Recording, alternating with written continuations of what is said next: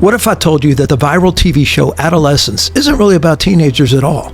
We need to talk about Adolescence. It's the new #1 show on Netflix, and it is blowing people away. It's about the collapse of Western reason, and nowhere is that more painfully obvious than in modern-day England. And if you're watching this from America, which most of you are, this is your warning. Hey everyone, Rob Singleton here. Today we're breaking down Adolescence, the show that's supposedly revealing the state of Gen Z, but it's actually exposing the moral and intellectual rot of an entire nation. And if you're watching this from America, which most of you are, this is your warning, because we're not that far behind. Let's take this in a few different segments here. First, the real star of the show is actually cultural confusion. From the opening credits, Adolescence positions itself as a cultural deep dive, a modern-day documentary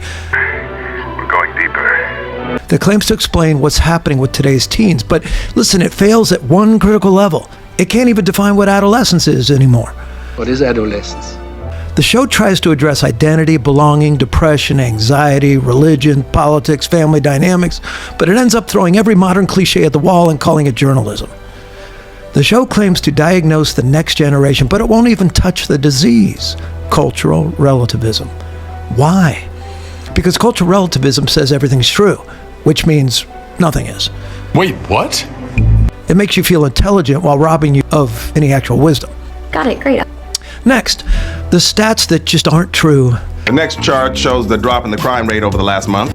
Let's walk through some of the most ridiculous, provably false claims made in the series. Number one, the presence of a father in a home makes little difference.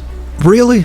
Well, tell that to the U.S. Department of Justice, which found that children from fatherless homes are, ready for this, 4 times more likely to live in poverty, 7 times more likely to become pregnant as teens, 2 times more likely to drop out of school, overall more likely to abuse drugs, commit crime, be incarcerated. Where'd you get that, Pastor Rob? From the U.S. Department of Justice and the National Fatherhood Initiative. Number 2, political leaning was not a major factor in worldview development. Wrong again. Actually, that's a lie. The Pew Research Center found that political affiliation is now the single most predictive indicator of moral stance in issues like gender, sexuality, religious practice, and even family values. You guys had it backward. Whether someone leans left or right dramatically affects their views on objective truth. A 2023 study from the Policy Exchange think tank found that over 40% of British Muslims believe Islamic law should supersede UK law. Next, areas with rapid immigration shifts report higher youth disengagement, identity crisis, and community polarization. And here's something Adolescence conveniently ignores.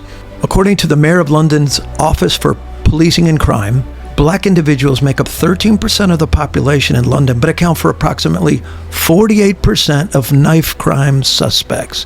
That's nearly half.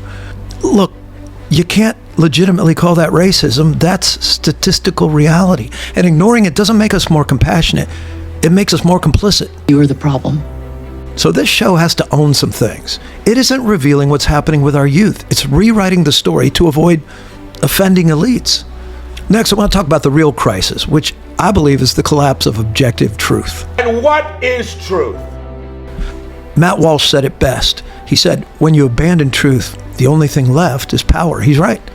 That's exactly what Adolescence represents, a power play, a narrative control mechanism designed to normalize chaos and marginalize anyone who dares say, wait, that's not true. That's not true. That's not true. That's not true! In the end, this show isn't about kids. It's about control. It's about replacing parental wisdom with state programming. It's about replacing Christianity with a new secular priesthood.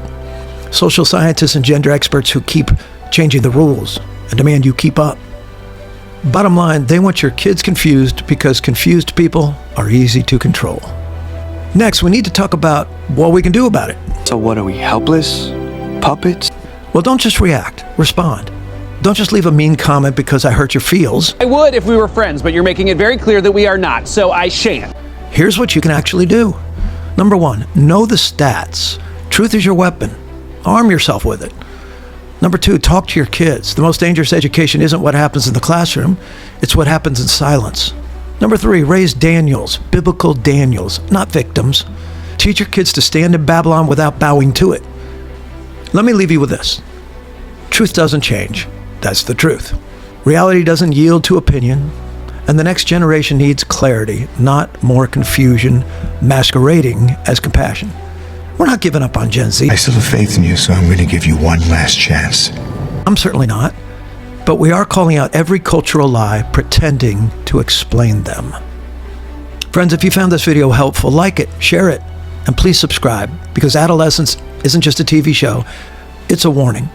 But truth always has the last word, praise God. Let's make sure they hear it. Stay strong, stay bold.